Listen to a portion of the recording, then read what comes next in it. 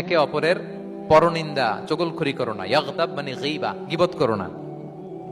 আইয়ুহিব্বু আহাদুকুম আইয়াকুলা লাহমা আখিহি মাইতান ফাকারিহতুম, তোমরা কি চাও যে তোমরা তোমাদের মৃত ভাইয়ের গোশত ভক্ষণ করবে? মানে কি, যে ব্যক্তি গীবত করে সে যেন তার মৃত মরা ভাইয়ের পচা গোশত খায়। গীবত করা, গীবত কাকে বলে?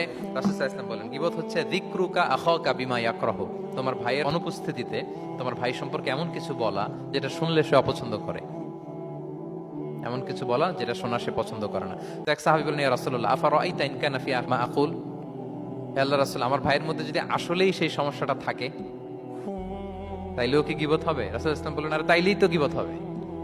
ওই দোষ যদি থাকে, ওটা তার অনুপস্থিতি যদি বলে বেরো, তাইলেই তো গীবত হবে। আর ওই দোষ যদি না থাকে তাহলে তো অপবাদ হবে, এটা তো আরো বড় গুনাহ, ওটা তো বহতান।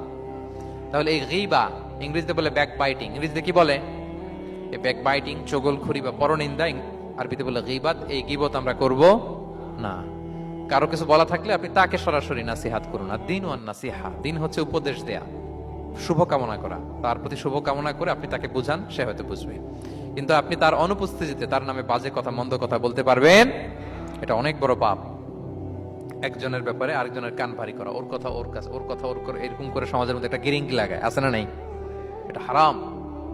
রাসূল সাল্লাল্লাহু আলাইহি ওয়াসাল্লাম বলেন, মেরাজের রাত্রে আমি দেখেছি কিছু লোক লাহুম আদফারুম মিন নুহাস, তাদের নখগুলো তামা দিয়ে তৈরি, নখর ধারালো, ইয়াখদাশুনা বিহা উজুহাহুম ওয়া সুদুরাহুম, তারা তাদের নিজের নখ দিয়ে নিজের গালের গোশত, বুকের গোশতগুলো টেনে টেনে ছিঁড়ছে।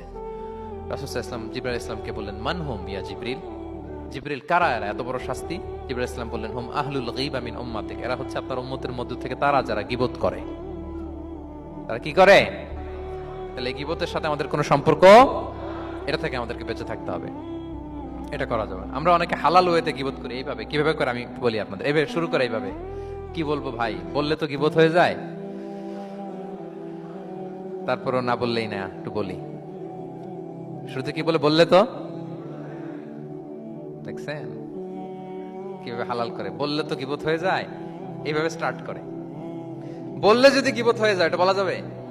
আওয়াজ করে বলেন, যেটা বললে গীবত হয়ে যাবে এটা বলা যাবে না। এই অভ্যাসগুলো থেকে আমরা আস্তে আস্তে ফিরে আসবো, ওগুলো আমরা আর বলবো